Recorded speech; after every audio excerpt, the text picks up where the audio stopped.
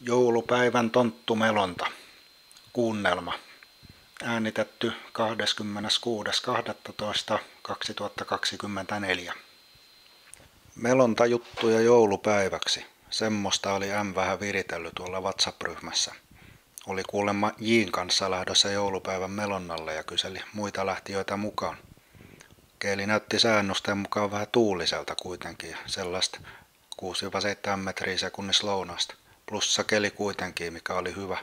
Tosin Tapanipäivällä näytettiin ennustettavan vähemmän tuulista keliä kuin joulupäivällä, mutta silloin olisi taas osalla porukasta työpäivä tai jotain muuta menoa. Ja kyllähän minä sen omastakin kokemuksesta voin sanoa, että silloin kun neopreenit tossu vipattaa ja tukanalla on tunne, että nyt pitäisi päästä, niin silloin se on mentävä, vaikka keli ei ihan täydellinen olisikaan. Ihan siedettävä keli toi silti olisi, noin niin kuin joulukuuksi ainakin, ei siinä mitään. Itelläkin sen verran tuntui taas melomisen innostusta, että vastasin WhatsAppissa, että tuun kimpsuinen ja kuivapukuinen vajanrantaa aamulla. Katellaan sitten tarkemmin, että miltä ne tuulet ja jäät näyttää, kun en tällä viikolla kuitenkaan sinne uimahallivuorolle pääsi käsieskimoa harjoittelemaan töitten takia. Nimittäin harjoittelemista siinä nyt vähän taitaisi kuitenkin vielä olla. Idaholla yleensä nousee, mutta Inatsone on sen verran kantikkaampi kippo, että uimakautta piti paatista poistua, kun viimeksi yritin. Voisi olla tämän kauden hallitavoitteeksi sopiva, että käsieskimo Inatsonellakin onnistuisi. Katsellaan. Olin minä vähän elätellyt sellaista toivetta, että joulupäivää mennessä olisi jäät sulaneet ja avovedet auki Metsolan vajanrannassa, kun oli kuitenkin plussakeli ainakin viikonpäivät pitänyt ja vettäkin ripotellut.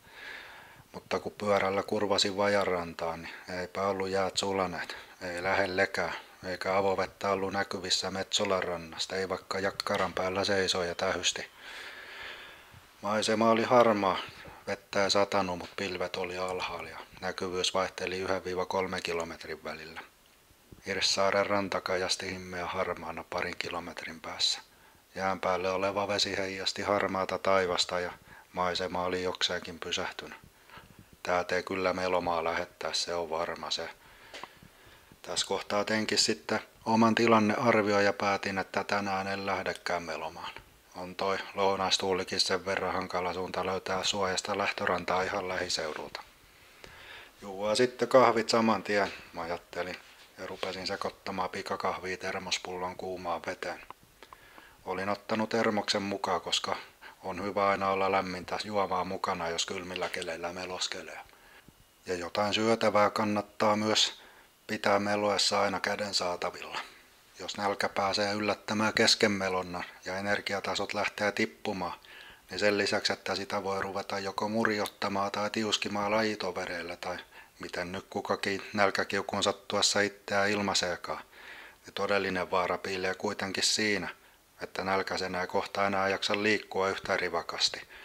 Ja silloin kun ei jaksa liikkua, niin näissä olosuhteissa kylmä voi tulla nopeammin kuin tuurimoottori Varissaaren rantaa heinäkuussa. Eli aika nopeasti, jos nyt joku ei sattumoisin ole tuurimoottorilla Kotkan vesillä seilannut. Siinä kahvia hörppiessä ja tilannetta mietiskellessäni saapuivat myös M ja J autoilla vajanrantaan. Tietenkin olin heille jo ehtinyt julistaa, että mun melonnat valitettavasti jää kyllä tänään pyöreään 0 kilometriä. Kun J kertoi, että oli tutkinut karttaa ja löytänyt mahdollisen hyvän lähtöpaikan, nimittäin Rytäniemen yhteisrannan Hirssaaressa. Se oli Mussalon ja Hirssaaren välisen sillan vieressä, kapean ruopaton uoman varrella. Jin mukaan uoma oli merelle päin jäästä vapaa, tai ainakin niin pitkälle kuin pystyi rannalta näkemään. Ja mikä parasta, se näytti olevan aika hyvin tuulen suojassa, ettei melo jäähi pahasti kylmättämään sormia kajakkia pakatessa ja muuta pakollista puuhastelua rannassa suorittaessa. Olen minä muistaakseni mieltäni muuttanut ennenkin, jos on syytä ollut. Joskus vaikka ei oliskaan, ja niin tein nytkin. Sentään oli fillarilla ison kasan melontavarusteita tänne jo roudannut. Niin mennään sitten samalla kertaa päätyy asti, jos se ei huonosti käy, niin takaisinkin. Laitettiin keltainen Scorpio, mustavalkoinen Wavesport ja sinivalkoinen Pofortti autojen katoille, kuivapuvut etukäteen päälle ja kaiken lisäksi melatkin muistettiin ottaa mukaan. Ajettiin sinne Rytäniemen rantaan ja kyllä se paikka tosiaan hyvältä näytti. J tiesi, että se on yhteisranta, joka on kyläyhteisön omistama, tai ainakin jotain sinne päin. Eräs talon emäntä oli kuulemma ohimenneen sanonut, että kyllä sieltä saa melomaan lähteä, ja mehän lähdetään. Ranta oli matala ja loiva, ja veteen asti ulottuu liukkaaksi tamppaantunut jääkerros, jota pitkin olisi hyvä laskea kajakilla veteen. Ihan lähellä kumpaakin suuntaa katsoessa näkyi enemmän tai vähemmän vinksallaan olevia puulaitureita, jotka ilmeisesti ovat yksityiskäytössä. Siellä täällä oli lumikinosten välissä maa jo paljaana ja kauttaaltaan puoliksi mädänneiden likomärkien lehtien peitossa. Sää oli ollut märkä ja satainen viime aikoina. Nyt ei satanut, mutta tuuli heilutteli puista pisaroita, jotka ropis kajakkien päälle ja rantaveteen. Maanpinnalle asti tuuli ei käynyt ja veden pinta oli täysin tyyni. Sillan alta jatkuva salmi näytti siinä suunnassa olevan jäässä, mutta meren suuntaa katsoessa jäätä ei näkynyt. Ei muuta kuin paatit vesille ja meloma.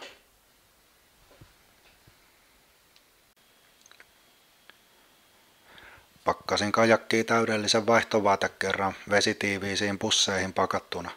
Sellaista minulla on tapana pitää mukana kylmillä keleillä meluessa ja melkein aina lämpöisemmilläkin. Kuivapuku on mainio varuste, mutta ei se kuitenkaan mikään pomminvarma henkivakuutus ole. Ja vaikka olisikin, niin käyttäjäperäiset kämmit on aina mahdollisia. Noloa myöntää, mutta ainakin allekirjoittanut on useammankin kerran lähtötohinoissa kiire jalkojen alla vesille pääsemiseksi unohtanut sulkea kuivapuvun vetoketjun loppuun asti. Kuivapuun, vaahtovaatteiden ja termospullon lisäksi turvavarusteena mulla oli kelluntaliivin taskussa puhelin vesitiivistä pakattuna, pilli ja pari välipalapatukkaa. Myös hinausvyön sidon vyötäröille, kun porukalla mennään. Ja mulauksen sattuessa voi joutua hinaushommiin ja silloin on usein näillä veden lämpötiloilla kiire ranta, eikä silloin haluaisi turhaan joutua tonkimaan kadannutta hinausvyötä jostain päiväluukun perukoilta. Ja mikä parasta, sain vielä tonttulakin Jiltä lainaksi. Ja nyt on tällä melonalla kaikilla tonttutytöillä ja pojilla punaiset tonttulakit päissänsä. Vesille laskimme mäenlaskutekniikalla peiliäistä luiskaa pitkin. Hauskaa, helppoa ja kätevää. Talvimelonnassa on paljon vaaran paikkoja huomioon otettavia seikkoja, mutta ainakin se hyvä puoli siinä on, että vesille lähtö on usein helpompaa kuin koskaan muulloin. Usein mäenlaskutekniikka on helppo ja vaivattomin tapa päästä paatteineen turvallisesti vesille. Maihin nousu takas sitten voi ollakin konstikkaampaa, mutta se on sitten eri tarina se. Tässä paikassa Rytäniemen rannassa sekään ei tosin tulisi olemaan ongelma, koska jäisen luuskan kummallakin puolella oli paljasta maata näkyvissä ja ranta oli muutenkin hyvin loivaprofiilinen. Vesille lasku sujui mallikkaasti ja pian povorttikellukin Tyynenuoman keskellä tonttuhattunen meloja kyydissä. Kajakki tuntui vähän kiikkerältä, mutta niinhän se tuppaa tuntumaan, jos ei kuukauteen tai pari käynyt vesillä. Ja sitten satuin katsomaan uomaa pitkin merelle päin ja voi perhanan peijakas sentään mitä näin. Uusin tonttutytöille, että ei taietakaan mennä sinne Haapasaaren kaupalle käsijäätelölle. Tää uoma on nimittäin 50 metrin päästä umpijäässä. Meillä on kuitenkin jääreunaa kohti, kun vähän näytti siltä, että oikeassa reunassa voisi olla avovettä. Mutta eihän siellä mitään jäätä ollut yhden telinkään vertaa. Tuulenvire oli siellä vaan tehnyt pientä aallonliplatusta vedenpintaa, ja kauempaa se näytti silmää kiinteän harmaalta ja todella erehdyttävästi jäältä. Onneksi olin taas kerran väärässä ja päästiin sentään melomaan pitempi matka kuin 100 metriä uomaa pitkin edestakaisin. Tonttulokit päissä ja kulkuiset kilisten melottiin uomaa pitkin avomerta kohti. Meri aukesi Tyynenuoman päässä harmaana, aatoilevana ja hiljaisena. Ei näkynyt lintuja, veneilijöitä eikä paljon muutakaan. Taivaskin oli tasaisen harmaa ja etuviistosta tulevien aaltojen lainehtiminen ainut liike maisemassa meidän lisäksemme. 2 kilometrin päässä Katarinanniemen muutamine valopisteineen näkyy harmaana udun läpi. Vähän kauempana sijaitsevaa Lehmäsaarta ei erottanut ollenkaan. Ristiniemen puolella heti oikealla puolellamme olevien rantojen taloissa palo valoja ikkunoissa, vaikka pihat olivatkin hiljaisia. Olisi tästä katselemista, kun 3 tonttua kajakeissa meloo ohitse, jos joku asukas nyt sattuisikin joulupäivän kinkkuähkyssään sohvata ylös nousemaan ja ulos ikkunasta vilkaisemaan. Tuuli kävi lounasta ja oli 5 metriä sekunnissa. Tähän se ei vielä kovin pahasti osunut ja aallokko ei ollut juuri nimeksikään, ainakaan jos tämmöiseltä itseä kunnioittavalta merimelojaksi itseäti tuleeraavalta kysyä. Päätettiin meloa Ristiniemen rantaa myötä Tuohipöllön suuntaan vastatuulta kohti. Ainakin paluu olisi sitten lämpöisempi melo tuuli selän takaan, jos sattuisi kylmä tulemaan.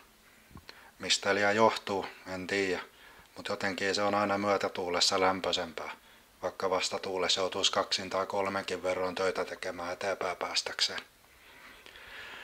Melonta tuntui vähän jäykältä kuivapuvusta ja monesta vaatekerroksesta johtuen, eikä melarukkasetkaan tehneet melan käsittelystä kovin ketterän tuntusta.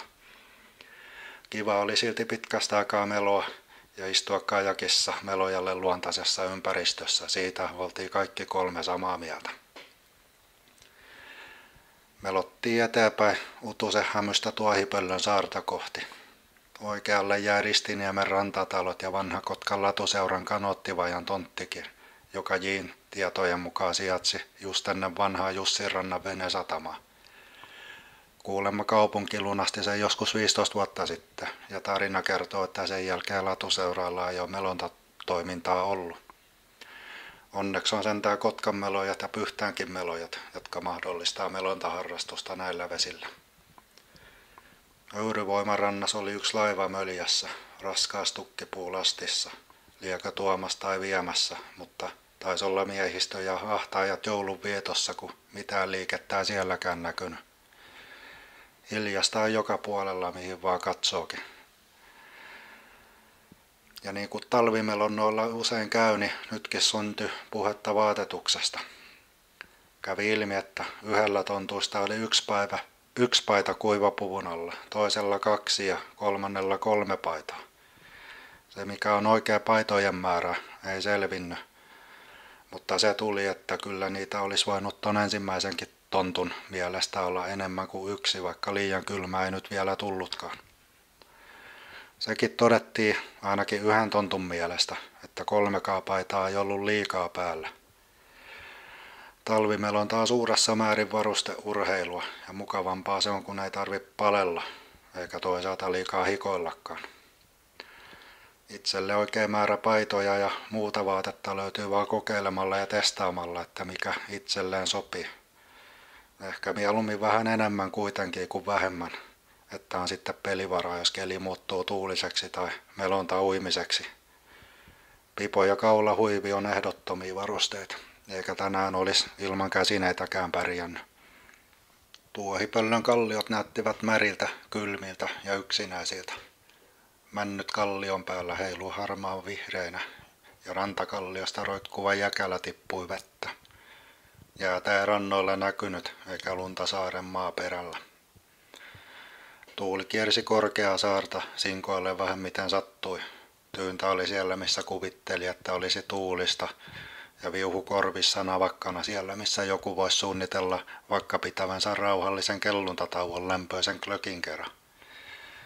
Näkyvyys oli edelleen huonohko, vain kilometri tai pari, mutta sen mitä näki, niin ei ollut veneitä, laivoja tai muitakaan kulkijoita merellä liikkeellä meidän lisäksi. Kiersimme Tuohipöllön vastapäivään kiviä väistellen ja suuntasimme sitten kajakkien keulat ja punertavat nenämme takaisin lähtörantaa kohti. Tuuli oli nyt sivumyötäinen, navakan oloinen ja Poforttia sai tosissaan ohjata, että se suostui kulkemaan oikeaan suuntaan tuulen silmästä poispäin. Kajakessa on hyvä ja turvallisuutta lisäävä ominaisuus, että se ilman evää meloessa nostaa keulaa tuulta kohti ja Pofort pyrkii yleensä varsin halukkaasti tuulta päin.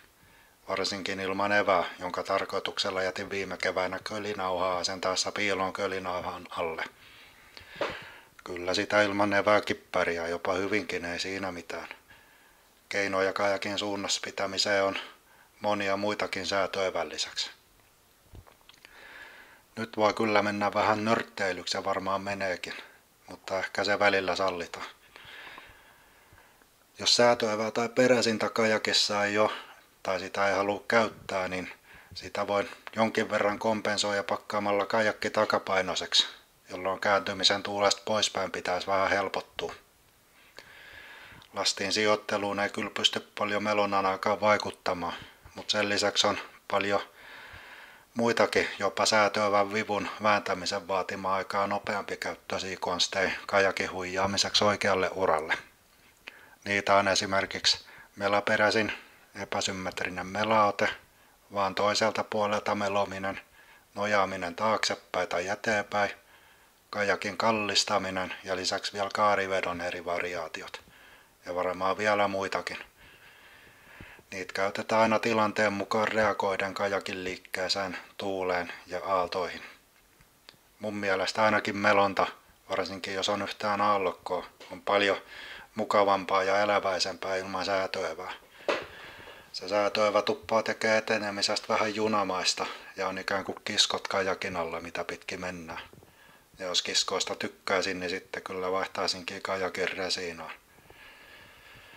Mutta toisaalta on tälläkin asialla kaksi puolta, pakko myöntää. Monessa noista edellä luetelluista ohjaamisen tekniikoista on se huonompi puoli, että niitä käyttäessä aikaa eteenpäin melontaan varten jää vähemmän. Periaatteessa sekään ei yleensä ole ongelma, koska myötätuulessa, missä kaikista useimmin niitä ohjaustekniikoita tarvitaan, vauhti on joka tapauksessa reipas, vaikka koko ajan eteenpäin meloisikaan. Mutta ryhmässä, missä muut käyttää säätöevää tai peräsintä, voi helposti ruveta jäämään jälkeen muista, tai ainakin joutuu työskentelemään melan kanssa rivakoimin ottein pysyäkseen samassa tahdissa. Voipi hyvinkin olla, että laiskuuttani kaivankin sen säätöevän taas esiin sieltä kölinauhan alta, kun kevät koittaa, että se olisi sitten tarvittaessa käytettävissä. Päätettiin vielä käydä Norssalmen sillalla kääntymässä. Sillan alla oli selvää avovettä ja jääraja jossain sillan takana Keisarin satamanlahdella. Sinne asti ei lähdetty silti jään reunaa etsimään. Vaikka vesillä olikin hiljasta, niin sillalla sentään autoja ja pyöräilijöitä kulki. Lintujakin nähtiin vain muutamia koko melontareissun aikana. Vain yksi lokki ja yksi merimetso nähtiin ja normaalit isokoskelot tietenkin. Mutta kovin vähissä oli linnutkin merellä joulupäivänä. Iloksemme nähtiin muutama riskilä, jotka pelästytimme lentoon jostain Hirsaaren etelärannan kivikoista. Kesällä riskilöitä ei varmasti näe näin syvällä sisäsaaristossa, vaan silloin se pysyttelee ainoastaan ulkosaariston autioilla luodoilla. Nyt on niin hiljasta vesillä ilman veneilijöitä ja muita liikkujia, että riskilläkin on uskaltautunut joulunviettoon näin syvälle sisäsaaristoon. Eikä siinä vielä kaikki, mitä merellisiin luontokappaleisiin tulee. Nähtiin myös yksi hylje. Tai no, ei se mikään muukaan voinut olla varmaan kuin hylkeenpää, kun 200 metrin päässä näkyy musta pallo, mikä kohta katosi takas aaltoihin. Norssalmen sillat melottiin vielä pian matka vastatuuleen Rytäniemen rantaa kohti. Tässä oli pieni aaltoi, sen verran mitä 6 metriä sekunnissa tuulta ehtii 0,5 kilometrin matkalla nostaa. Ja vaikka kajakin keula ei nyt sentään sukellellut, niin välillä se kuitenkin heitti pari pisaraa naamaa kohti, mikä lämmitti merimelojan mieltä, mutta naamaa se kylmetti ja vedinkin tuupi huivii paremmin leuan päälle. Kohta oltiinkin taas tuulen suojassa Rytäniemen rannassa ja kajakkeja rannalle vetämässä. Se oli semmonen melonta se ja 6,5 kilometriä taas yhteensä tulla plakkariin. Huonomminkin olisi varmaan voinut joulupäivän viettää. Kivaa se melonta oli vieläkin, vaikka meri nyt olikin harmaa, kylmä, autio ja selkeästi talveen varten valmistautunut. Auringosta saati sitten keväästä ei ollut tietoakaan. Melonta oli varmasti virkistys meille kaikille kolmelle, samoin kuin 3 punaista tonttulokkia oli varmasti virkistävä värilakka harmaaseen maisemaan sen ainoan lokinkin mielestä, joka ylitsemme lenti. Tai mistä noita lokkien aivotuksia tietää. Me saatiin tietenkin muutama kuva someen julkaistavaksi. Vähän onkin kateeksi pistänyt, kun naapurimelontaseura Hurjapäät laittaa talvimelontapäivityksiä harva se päivä. Nyt on jotain itselläkin laitattavaa, ettei ihan saamapuolella tarvi olla. Kajakista noustuani laitoin toppotakin kuivapuvun päälle, ettei sormet kylmäty kajakkeja auton katolle kiinnittäessä ja liinojen kanssa näprätessä. J tarjosi välipalaksi itse leivottua saaristolaisleipää, mitä mutusteltiin autojen pakkaamisen lomassa. Satuin vielä ennen paluumatkalle lähteä huomaamaan, että meiltähän puuttuu lippu kajakin perästä, mikä kai pitäisi olla, jos on noin paljon peräylitystä. Mutta ei hätää, jos on mielikuvitusta. J sitoi tonttulakin lipuksi kajakin perään, ja vielä kun hatun perässäkin luvan kulkusen jättää roikkuu alaspäin, niin ei sokeetkaan kävele päin. Siitä en tosin ole ihan varma, että täyttyykö lainkirjaan tämän ratkaisun myötä, mutta henki kyllä varmasti täyttyy, jouluhengestä nyt puhumattakaan.